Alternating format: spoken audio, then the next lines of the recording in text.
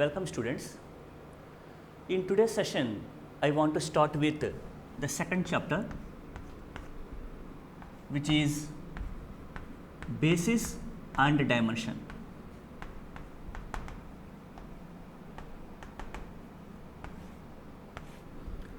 So far, we have discussed some concepts like vector space, subspace, linear span, linear dependence, and as well as linear independence and their properties. The concept of basis has very much significance with regard to vector spaces. In fact, our interest is to discover basis of a vector space to enhance or to study the properties of a vector space. So first of all, let us take a vector space V of f and you consider a subset in the vector space. Say I have given a name B. So I have taken that B is a subset in the vector space V. We call that B is a basis for the vector space if it has two properties. First one is B is linearly independent, and second one, B spans V. Symbolically, we write that L of B equal to V. So you know what is meant by linear independence and you know what is meant by linear span. So whenever a subset in a vector space has two properties, then we call that it is a basis. Now we discover what are the different criteria so that a vector space will possess a basis or not, what are the other properties of basis, and other things we will discover, right? Before that, we discuss the concept of B spans V once again. So here the meaning of B is a spanning set for V is whenever you take a vector alpha belongs to V, we are able to write alpha as a linear combination of elements of B.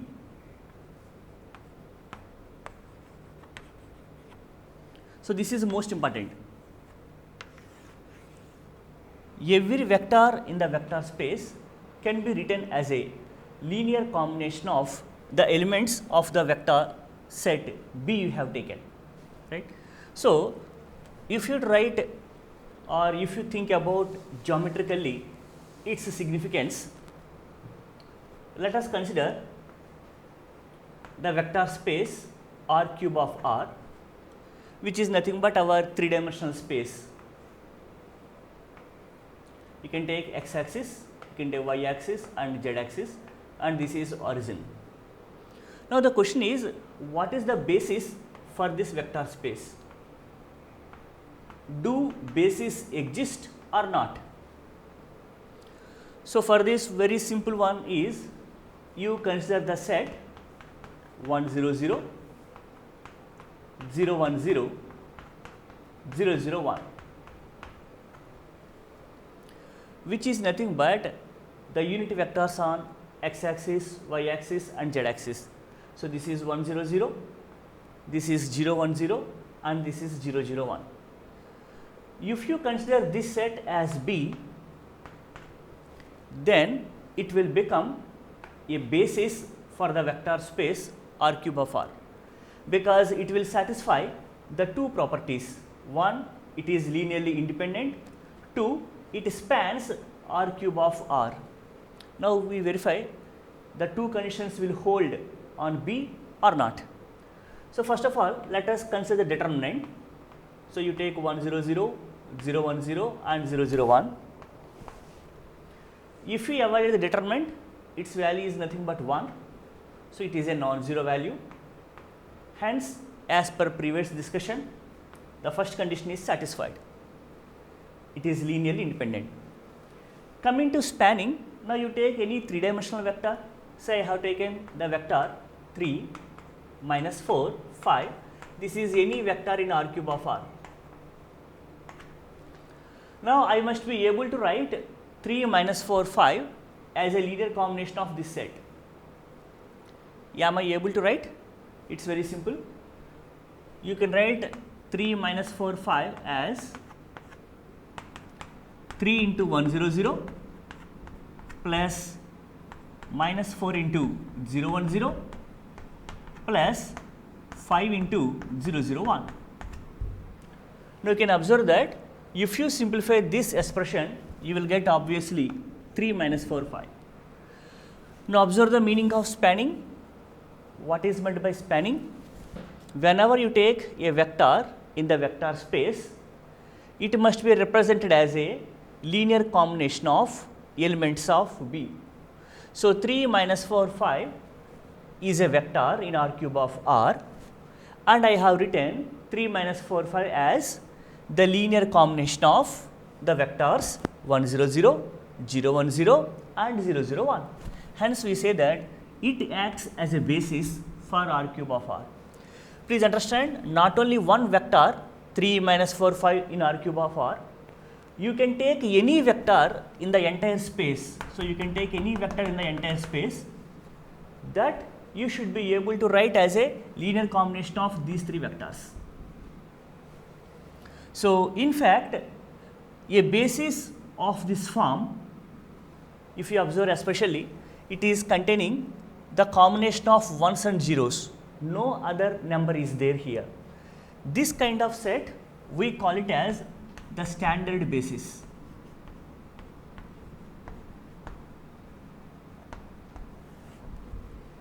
So you can take the examples like this.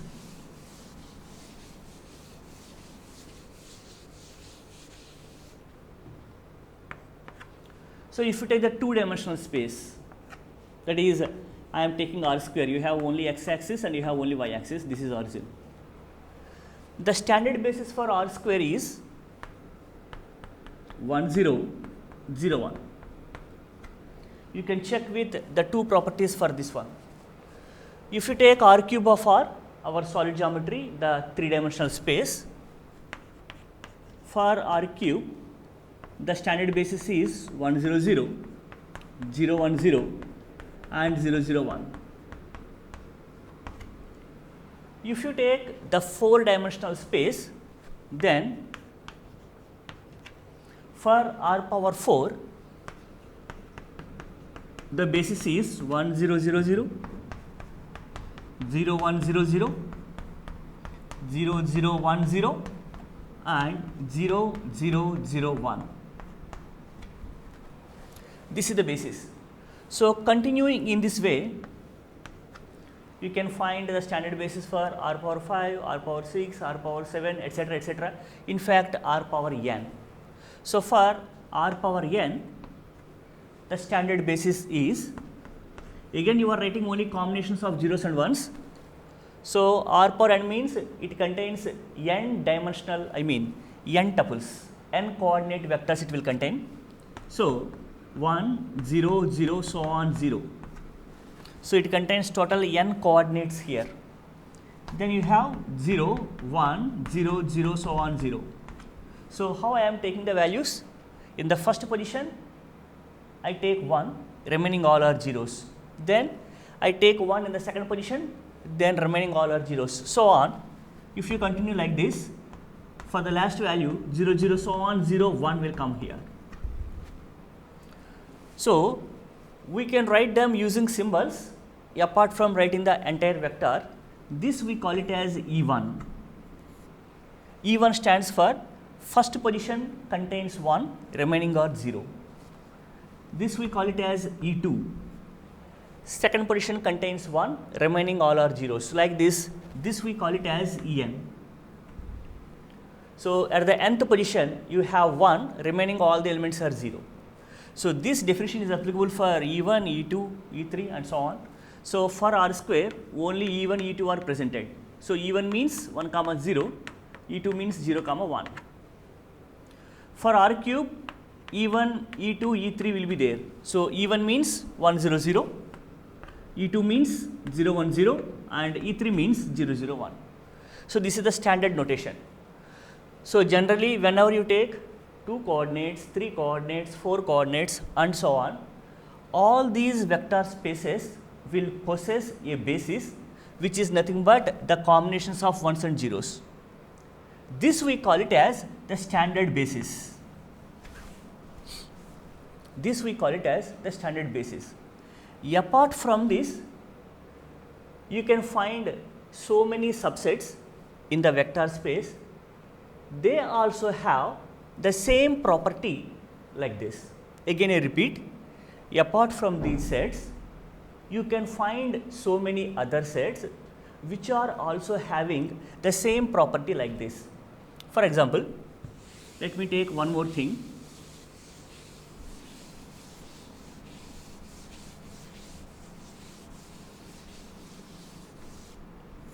So I will take one example, just give me a moment. So you take the set 2 2 1, 2 1 1 and 2 1 0.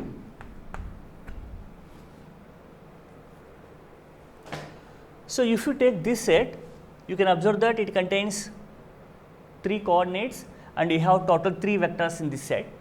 So it is also a basis for R cube of R. R cube of R. You can observe simply, calculate the determinant here. So what is the value?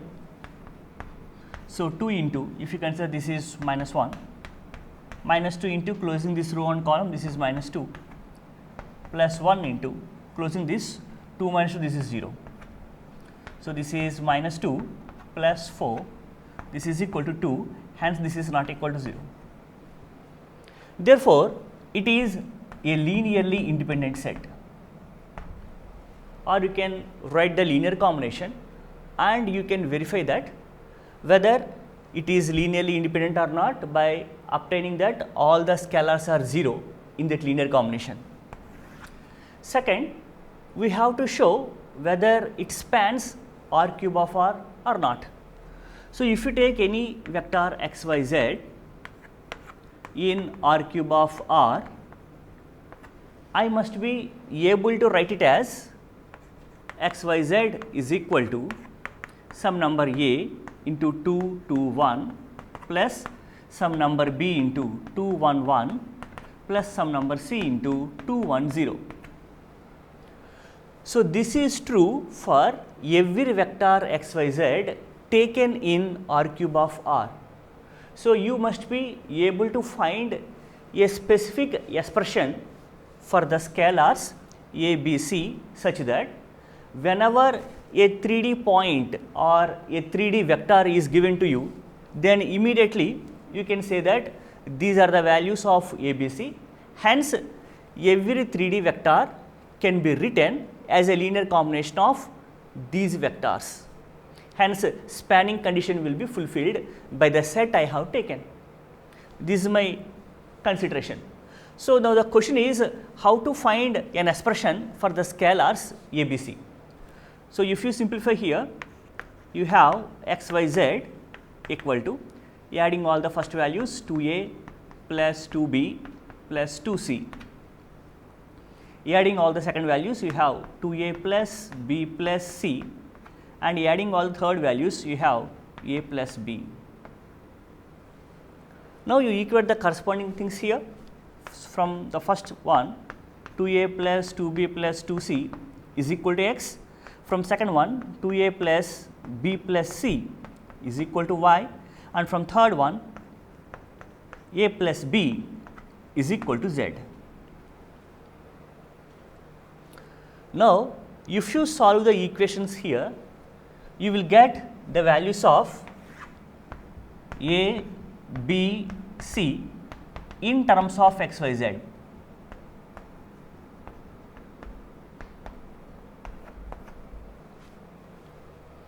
So you can find the values of ABC in terms of XYZ. That I will leave you as an exercise for you. So you simply solve the equations. The value of A will come in terms of XYZ, the value of B will come in terms of XYZ, and the value of C will come in terms of XYZ. Okay? Hence, we conclude that this is a basis.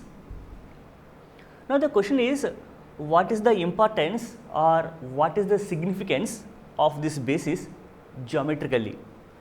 As discussed earlier, so whenever you take the three-dimensional system, always it has a basis, which is the standard basis I have written already, nothing but 1 0 0, 0 1 0 and 0 0 1.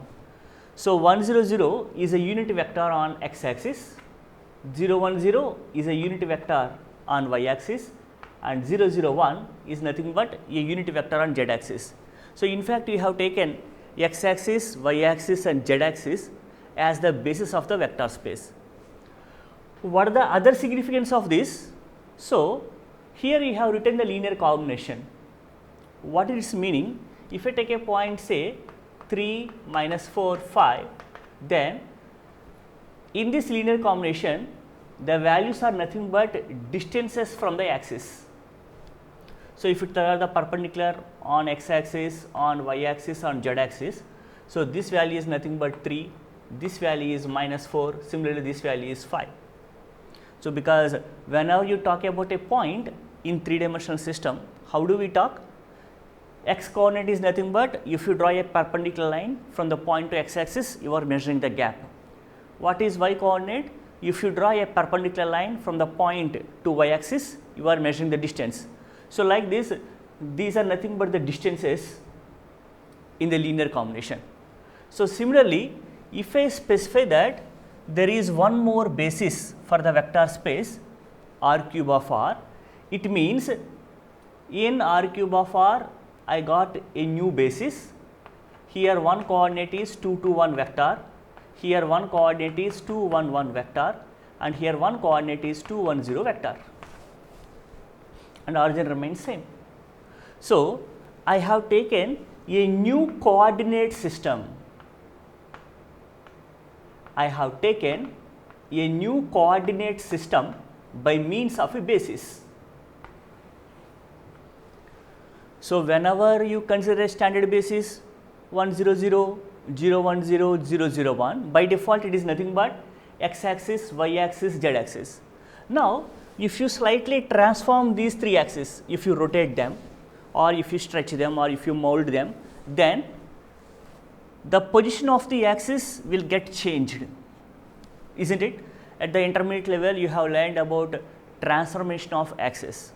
So where you change one axis to a specific distance, you can change the angle or you can slightly move the position of the axis. Then each coordinate will be moved a distance ahead, then it will have new coordinates. Similarly, whenever you talk about a new basis, means the original basis is shifted towards something, then you have a new coordinate system. So the geometric significance of basis is nothing but you are having a new coordinate system by means of a basis. Another important one is basis is the largest linearly independent set in a vector space. So basis is the largest linearly independent set in a vector space. So if you take any set having more number of vectors than this set, I repeat again, if you take any set having more number of vectors than this set, then it is linearly dependent. In other words, if you add any vector to this set, then it will become linearly dependent. That is the specialty of the basis. Now we come for some more interesting points. One thing is, the heading is basis and dimension. So what is meant by dimension? So whenever you consider a basis for a vector space, we calculate the number of vectors in that.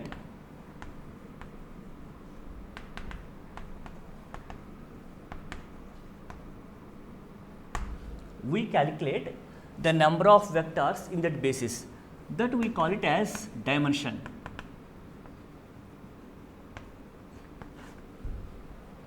So what is meant by dimension? Number of vectors in that basis. Now the question comes that is dimension a fixed number or a different number? So dimension is always a fixed number. So if you take our 3-dimensional system, its dimension is 3. So for r cube of r, the dimension is 3, because this is one basis having number of vectors 3 in this. Earlier I have taken another basis, the combination of ones and zeros, 1 0 0, 0 1 0 and 0 0 1, it is also a basis. So total how many vectors are there? 3. So in this way, whatever the basis you write, always it will contain equal number of vectors. Please understand the word. I am not saying the vectors are same. I am saying that number of vectors in the basis is fixed. It is the same. So whatever the basis you choose, dimension is nothing but number of vectors in that basis. So dimension is a fixed number. So dimension will not change even though the basis will change. So even though you change the basis, dimension will not change. Dimension is a fixed number. Now some questions come here that how do we discover a basis? That is question number 1. And question number 2, is every vector space possess a basis or not, right? So for this you have some answers. So first of all, we give one traditional definition of finite dimensional vector space.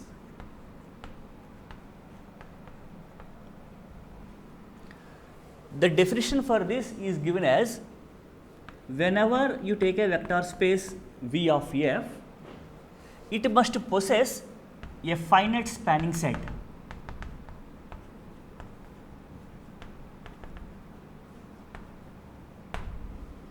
That means in the total vector space V of f, I fix a subset or I can find a subset here. This subset is spanning the vector space V.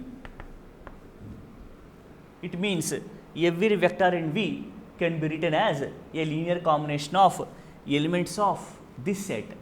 So whenever you find a finite spanning set, then we call it as a finite dimensional vector space. Let us take a simple example for better understanding. Suppose you take the set of all polynomials. Say I have taken all second degree polynomials ax square plus bx plus c, where a, b, c are numbers in a field f.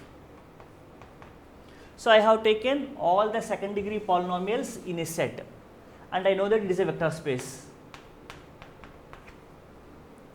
Now the question is, what is the basis for this one? Of course, it will have a standard basis, which is nothing but 1 x square. This is the standard basis for the vector space V of f, because this polynomial can be written as a into x square plus b into x plus c into 1. So not only this one, you can take set of all third degree polynomials, set of all fourth degree polynomials, everything you can take. So always the standard basis will be composed like this: 1 x square, x cube up to x power n. And not only this one, you will have so many other bases for the set of all polynomials. Suppose if you take the set of all 2 by 2 matrices over the field R,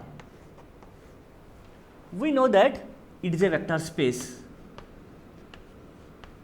Then what is the spanning set for this one, or what is the basis for this one? For example, you take a matrix capital A is equal to A, B, C, D in the vector space M 2 by 2 of R. So I must choose a set of vectors which will span this entire vector space? The simple one is, I take the combination of ones and zeros like this.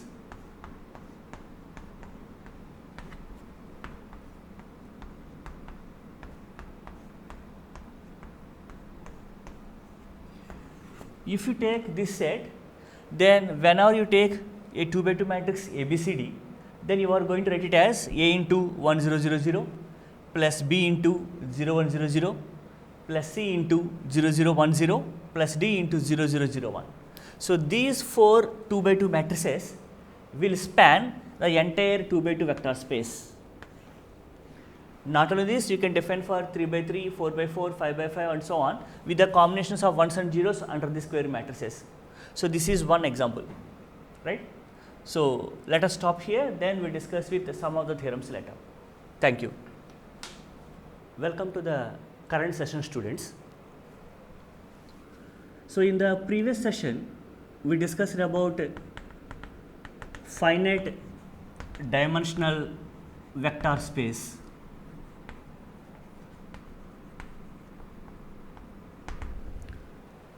So, we call that a vector space V of f as finite dimensional vector space if it has a finite spanning set. Of course, we modify this definition later by proving an important result. The result is every finite dimensional vector space has a basis.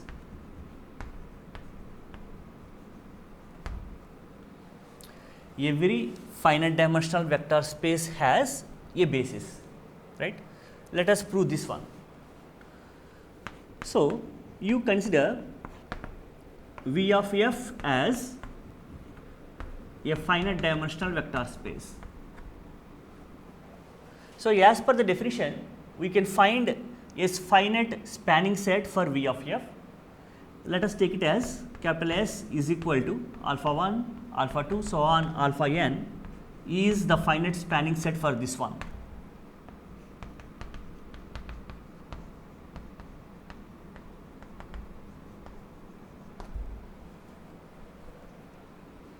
Now, what is the actual meaning of basis?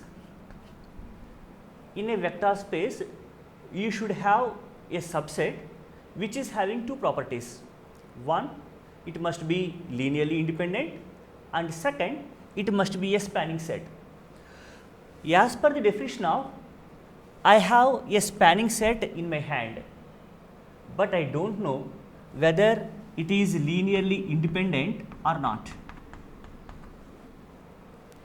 Again I repeat, I have taken a finite dimensional vector space V of f, hence from definition I will have a finite spanning set for V.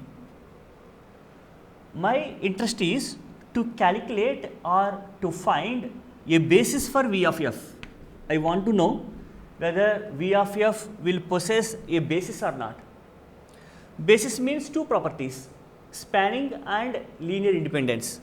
I have a spanning set with me, but I do not know whether it is linearly independent or not. Now, if S is linearly independent, then S itself is a basis, because S has two properties. Suppose S is linearly dependent. Hence, from the previous theorems, we have proved a very important result that a set is linearly dependent if and only if you can find a vector in that which can be written as a linear combination of preceding vectors. So, you can say S can be written as a linear combination of its preceding vectors. So, you can say there exists alpha k belongs to S can be written as a linear combination of its preceding vectors.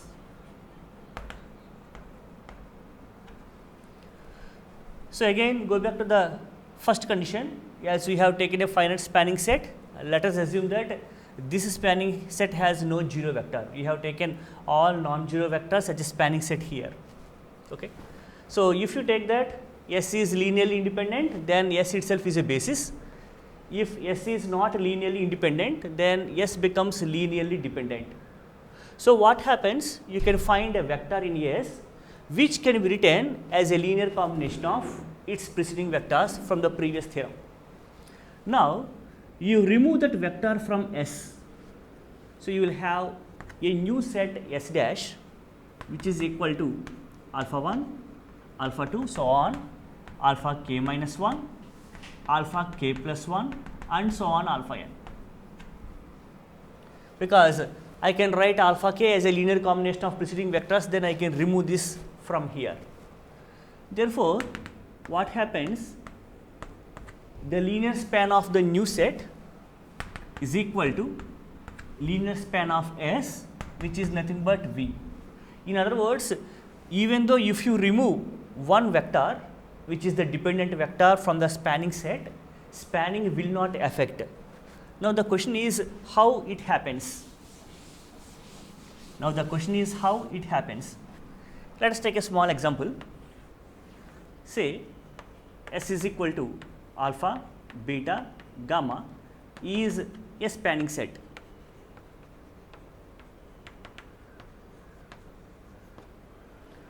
So what does it mean? If you take any vector x in the vector space V, you can write x as A alpha plus B beta plus C gamma. Now among these vectors, let us take gamma is dependent. Say gamma is linearly dependent on the previous vectors, that is alpha beta. So if you take S is a dependent set, you can find one vector as a linear combination of preceding vectors. So let us take that vector is gamma. Since gamma is dependent, gamma can be written as linear combination of alpha and beta. Okay. So let us say gamma is equal to sum P alpha plus Q beta. So substituting here, this is nothing but A alpha plus B beta plus P alpha plus Q beta into C. So this equal to A plus PC into alpha plus B plus QC into beta. You can observe that the same vector x can be written as linear combination of alpha beta gamma as well as linear combination of alpha and beta. Only scalars will vary, but you can write linear combination using only two vectors. Even though if you remove the vector gamma there, you can replace gamma with the remaining vectors. So understanding this point, even though if you remove alpha k from the set S, the remaining set as well as spans V. Now you have two chances with you. S may be linearly independent or S is linearly dependent. If S dash is linearly independent, then it is a spanning set as well as it is linearly independent, hence it is a basis. Right?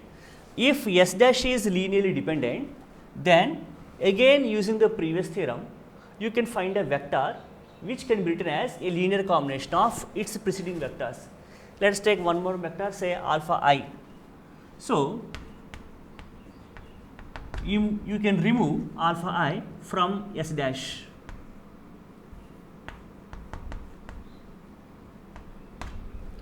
So you will get a new set S double dash, which is alpha 1, alpha 2, so on, alpha I minus 1, alpha I plus 1 and so on, alpha k minus 1, alpha k plus 1 and so on alpha n. Again, even though you remove one vector, spanning will not affect. So you have L of S double dash is equal to L of S dash, which is equal to V. Again you have two options, it may be linearly independent or it may be linearly dependent. If it is linearly independent, it has the two properties, so it will become a basis. If it is linearly dependent, again we repeat the same procedure what we did earlier. We remove the vectors one after the other and so on and so forth. So, after a finite number of steps, you will end up with a set Sk. Remember, you can write suffix k or power k.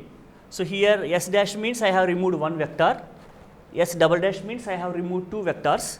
So, S power k means I have removed k vectors from the set, original set S.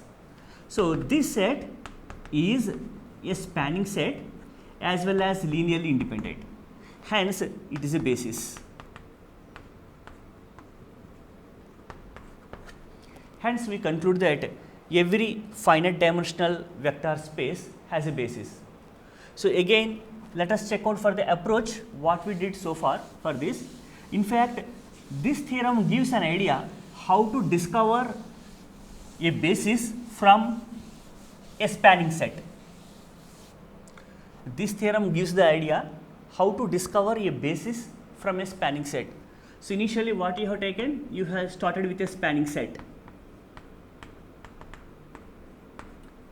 Then you have two choices.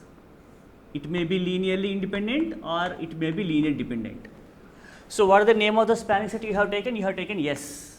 S is our spanning set. So, if it is linearly independent, then S is the basis. So, you have discovered a basis. So, solution is complete. If S is linearly dependent, then what you are doing? You remove one vector, say alpha k, from S. So, you will get a new set S dash. So, after doing this, spanning will not get affected. So, you have two choices here. S dash may be linearly independent, S dash may be linearly dependent. If it is linearly independent, then S dash has two properties, so S dash is a basis. If not, if S dash is linearly dependent, again you remove one vector from S dash, you will get the new set S double dash. Again you have two choices. So, we are doing so on and so forth. So, after a finite number of steps, definitely you should terminate the procedure at certain stage, because you have taken a finite dimensional vector space, means it must have a finite spanning set. So, you cannot remove all the vectors from that, at least there must be a finite number of vectors which definitely there and which will span, and those vectors will become linearly independent, hence we conclude that it is a basis. So, whenever a spanning set is given to us, then we remove the dependent vectors one after the other from that set. So, after a finite number of steps, we will end up with a set which is linearly independent and which is spanning, hence we conclude that it is a basis. So, this theorem gives that every finite dimensional vector space has a basis. So, we conclude that the definition of finite dimensional vector space is having a finite basis.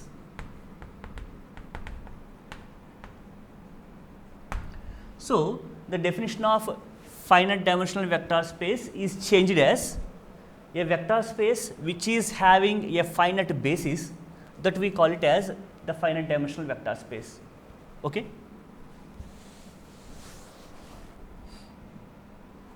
Now, we discuss about basis extension theorem.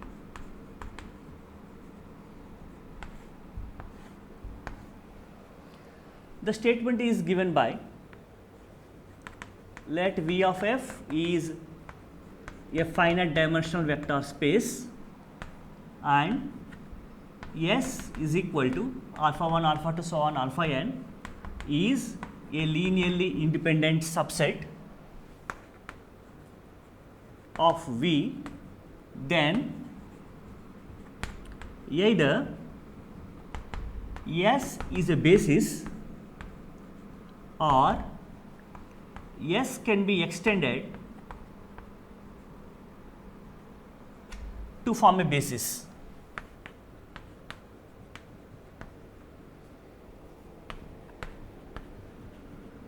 Of V.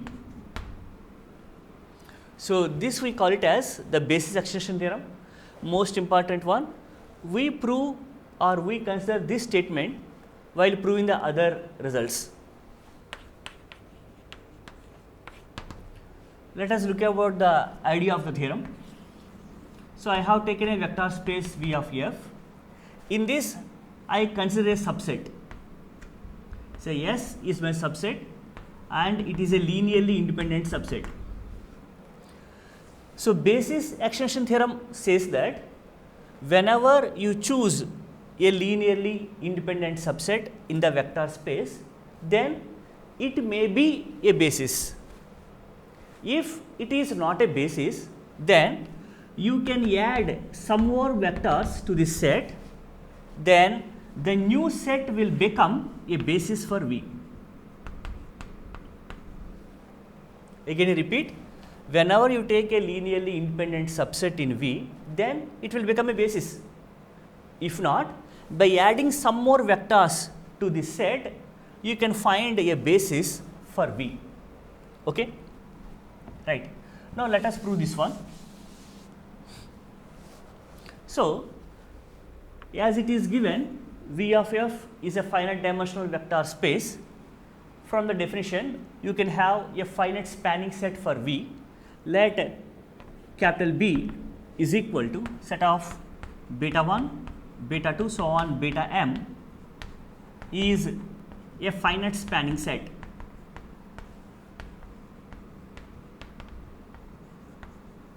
Of V.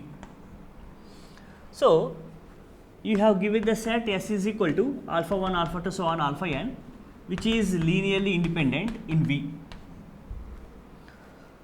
If S spans V,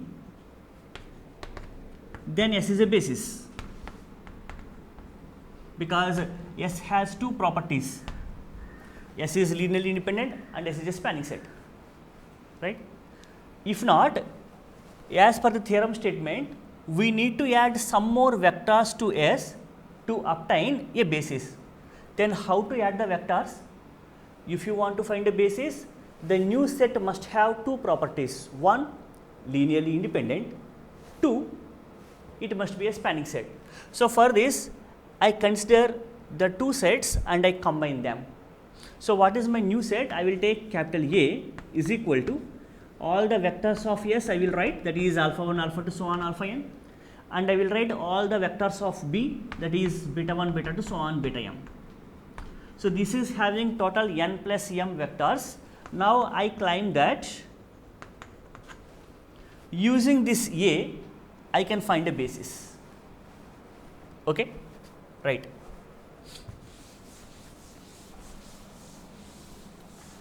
Now, since alphas are linearly independent, I have added some more vectors here. So, definitely this is a dependent set.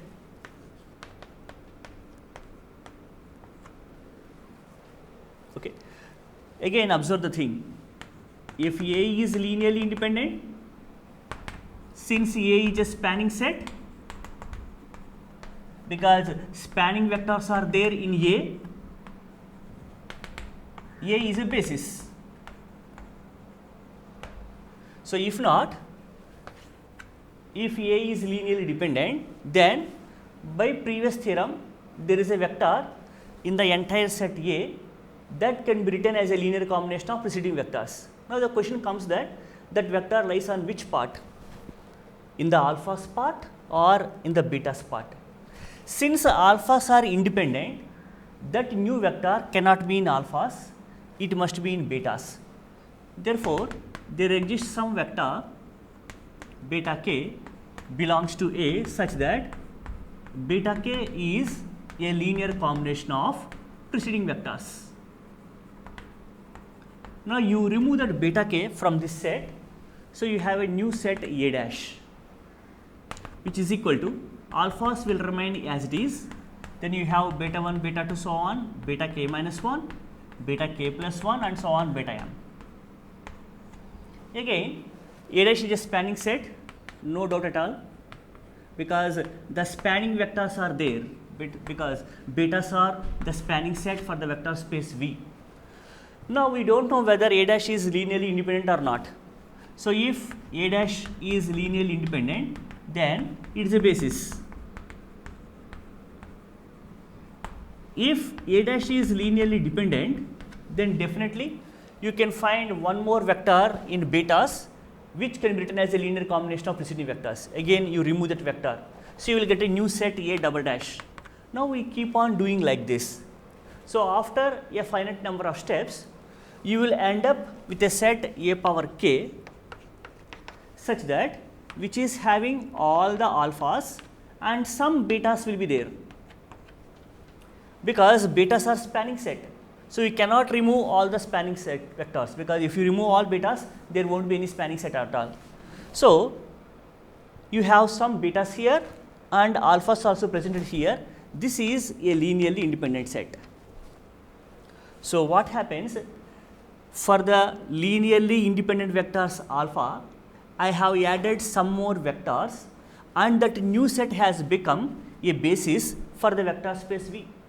So whenever you add some vectors to a set, we call it as an extended set. So I have extended the set S to obtain a basis for the vector space V of F. So that is why we call it as the basis extension theorem. So what is the overall procedure we did here? I have taken a spanning set because V is a finite dimensional vector space, and I took a set S. If S is also a spanning set, then you are done, it becomes a basis. If not, I combine the two sets, I will obtain a new set. Now I say that using this new set A, I am going to find a basis of V. How I am finding? This is a spanning set as well, because all the spanning vectors are presented here. If it is independent, it is a basis. If not, you can remove some vector in betas, because the dependent vector must be in the spanning vectors, not in the independent vectors, which can be written as a linear combination of preceding vectors. Again, you will get a new set A dash. Again, we check for two conditions. Is it independent or dependent? Independent, it will become the basis. Dependent, again you remove one more vector from betas. Now you keep on doing like this. After a finite number of steps, you will end up with a set which is having the spanning vectors and independent vectors together, which will become the basis of V, right? That is the solution of the theorem. You check on that. Thank you.